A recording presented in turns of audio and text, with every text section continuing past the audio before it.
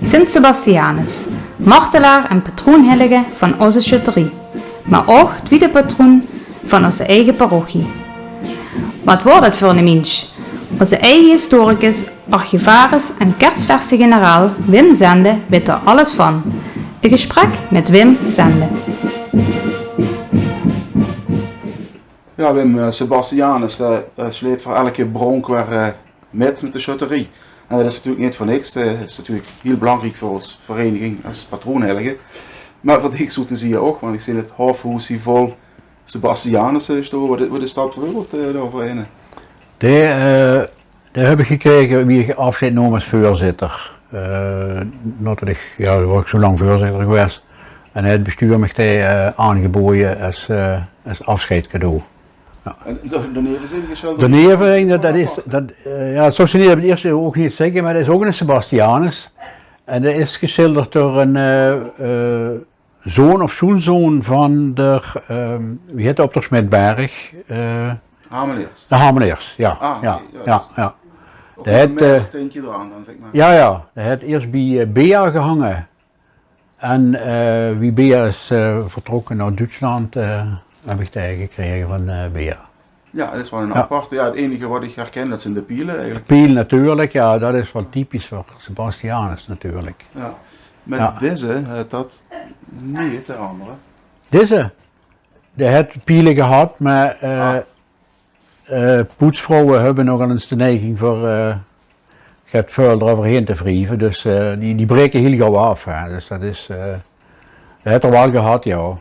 Of volgens de legende de heilige Irene, hè? Die had dat... Ja, die heeft pielen eruit getrokken, ja. We weten niet of die langs geweest is, natuurlijk, ja. Ja, deze Sebastian is van Rubens. Dat is een groot schilderij. Het hangt in Milaan, ergens in een galerie of een museum. Ik vind het wel bijzonder omdat de schilderij wat in de kerk hangt, is qua compositie, die lijkt er wel gaat op. Hè. Ik denk dat dit misschien ook als voorbeeld gediend had voor die schilderij. Ja, en wat niks wel eens verteld wordt, dat de schilderij wat in de kerk hangt, dat door leerlingen van Rubens geschilderd, zo zie je, ja, dat wordt gezegd, maar ze weten niet precies wie oud het is. Dat is ook nou onderzoek niet precies teruggekomen. Maar vermoedelijk is dat een stuk jonger als dit schilderij. Dus dan zou wel een leerling, dat ligt weer terrein, denk ik. Ja. Dus dat gerucht, dat kind van nu al denk ik wel, dat kan ontkrachten. Maar dat het als voorbeeld gediend had, dat denk ik wel, dat wel duidelijk is te zien, ja. Ja, en boven heb ik nog meer, dus ik denk dat we boven eens even goed kijken. Ja. Dit is boven hier. Ja, dit is nog een beeld van Sebastianus. Dat is het groter als wat ik onder heb laten zien. En terecht Joost had ook de pielen. Die mis ook de pielen. Ja. Maar het is inderdaad hetzelfde geval, ja. Maar de opvallende is dat wapentuig dat zie je ook op de schilderij. Ja, in de kerk, in de schilderij en ook op bij de van Rubens zag ze dat ook dat ze toch willen hebben laten uitdrukken van dat het een Romeinse soldaat is. Hè? Ja. Een Romeinse helm, dat is duidelijk te zien. Ja, schilden zijn natuurlijk tijdloos. Maar in ieder geval dat duidelijk is dat het een soldaat was in het leger van de Romeinen, ja. En zijn ouders waren al christenen.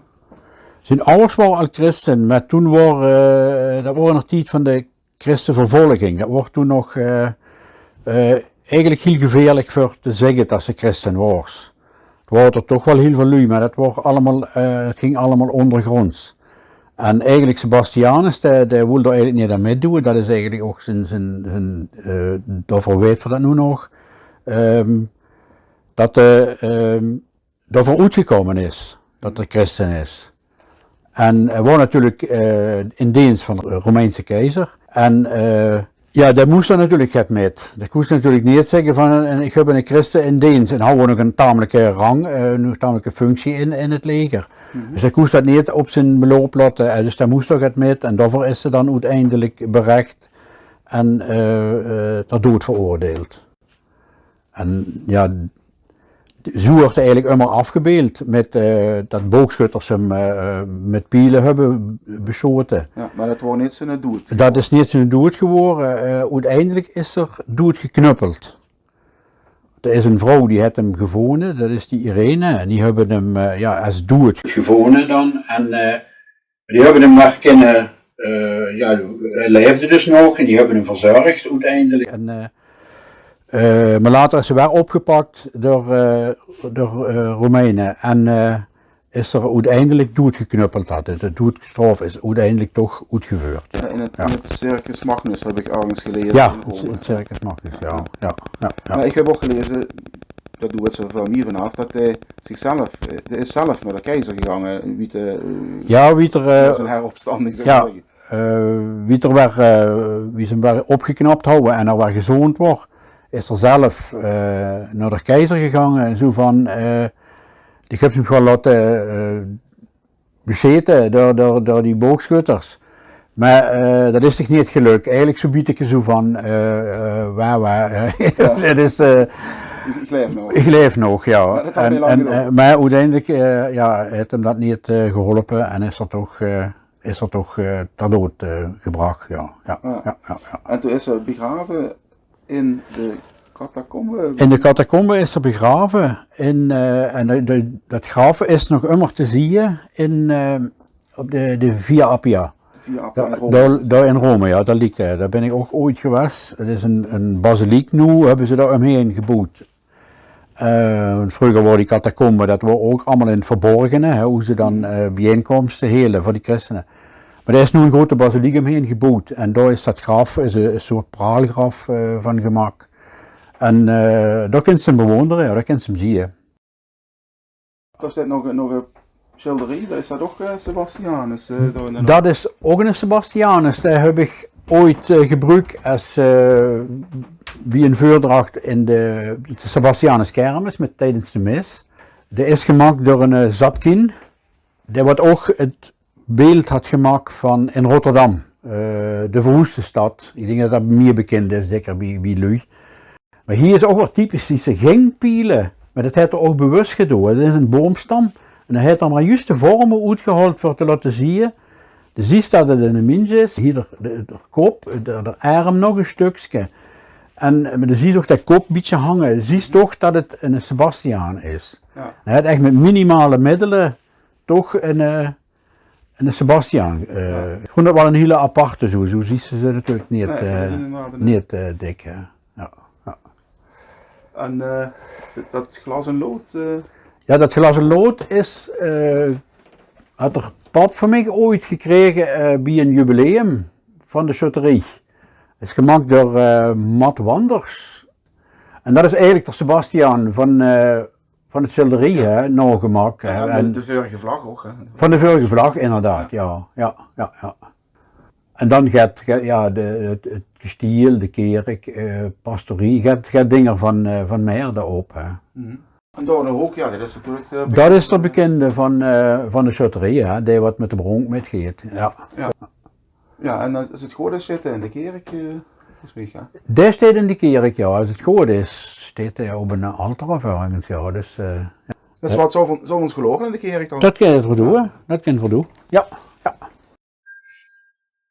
Hier zit dan het origineel, want moet die foto van hier hangen. Dit is dus 17e eeuwse beeld en dat had oorspronkelijk in een altaar gestaan. De schutterie houdt in de oude kerk een eigen altaar. Het is zelfs bekend, ik heb een document gekregen van het Rijksarchief, dat een bestuur pen is, die in zijn testament had laten zitten, dat voor het altaar van Sebastianus begraven wordt weer. En dat tekent er wel wie de belangrijkheid van de patroonheilige in meer. Lambertus is natuurlijk de patroonheilige van de kerk. Maar Sebastian is wel heel belangrijk geweest. Want ook de kermis, de zware kermis, Sebastianus kermis dus, dat was een beroemde en beruchte kermis in de omgeving. Wat heel veel lui trok vroeger. En we weten er wordt natuurlijk niks te doen met de boeren. En dat we welkomen Wat voor vreugde had dat dan? over ja, 19e eeuw, 18e eeuw, zeg maar. Dat is het. Ik heb ook wel eens gehoord dat toen het hier is geweest dat Sebastianus zelfs hier vereerd worden meer als Lambertus. Dat is ook wel, er zijn ook wel bekende schriften van wat u dat vertellen, ja. En ja, ik denk dat dat ook door die kermiskeeën en die soterie natuurlijk, soterie was een van de eerste verenigingen in Meer, wat ook op de straat wordt te zien. Dus dat is wel, denk ik, wel redelijk belangrijk geweest. En dat kinderen eigenlijk ook zien dat in de 19e eeuw is dus het nieuw beeld geschonken door een persoon. En dat is deze dus. Hij is een paar jaar geleden gerestaureerd en hij is daar pontificale kering gedragen. En de stand van 19e eeuw is eigenlijk ook wel. Het tekent ook wel wie belangrijk dat ze dat vonden, dat er nog een groter beeld dan deed. Er stond dan eerst in het altaar en in de nieuwe kerk had hij gans achteraan die kerk gehangen.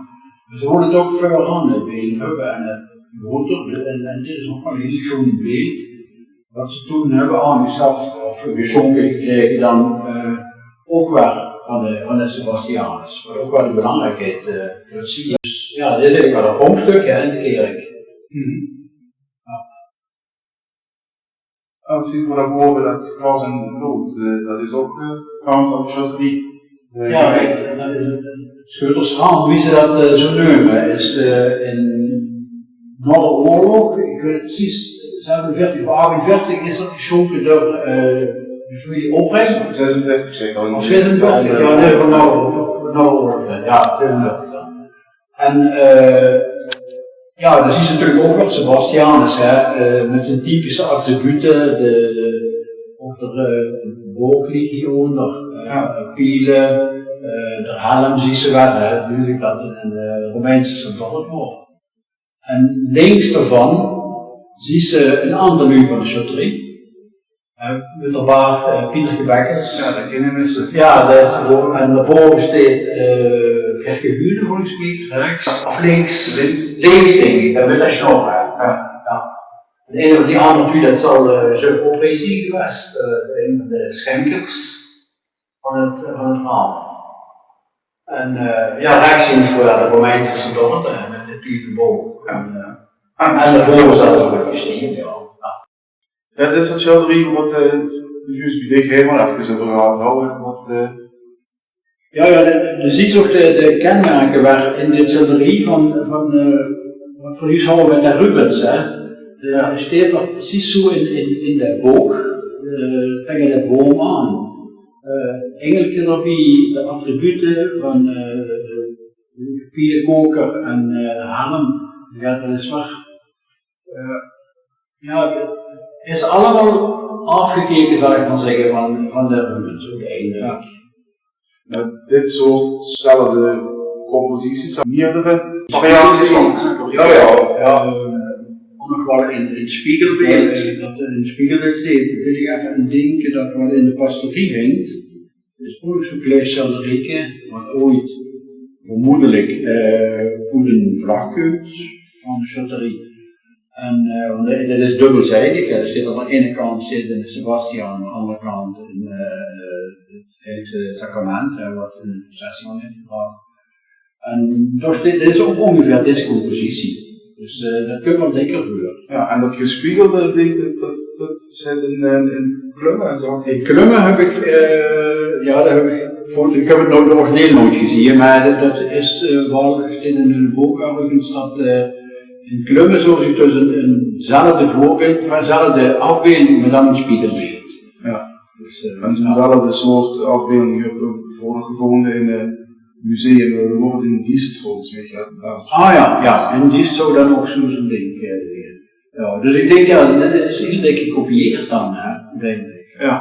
Ja, vroeger had ik geen kopieerapparaten, dus moesten ze het ja. Maar ik misschien Als afsluiting nog een verrassing. En wat jullie nu niet weten, er is nog een afbeelding van Sebastianus in de kerk. En dan moeten we even... Dan moeten we naar voren. lopen, ja. Ja, dat wil dat ook.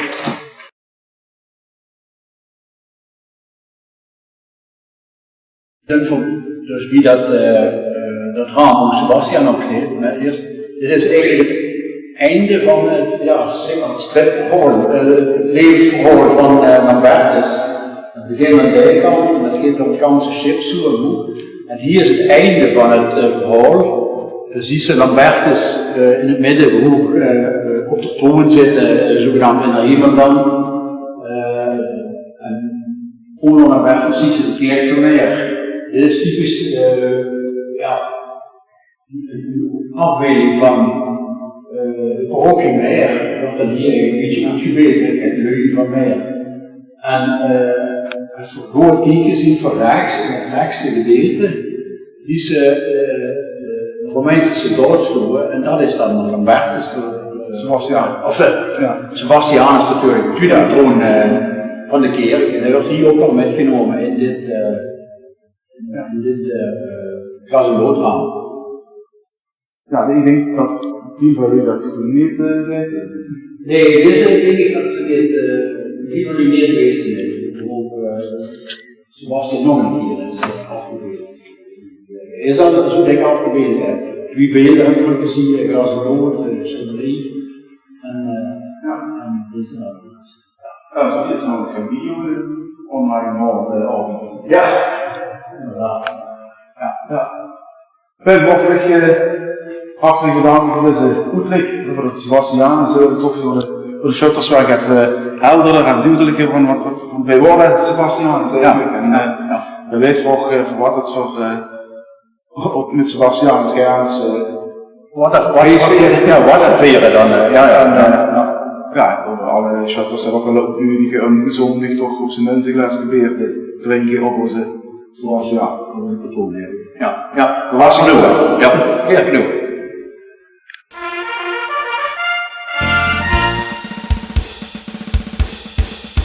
Jochim komen ver aan, de schutters van Sebastian, marcheren tegen op een ring, ons ganse hartje dat ligt bij, de meer de schutterie.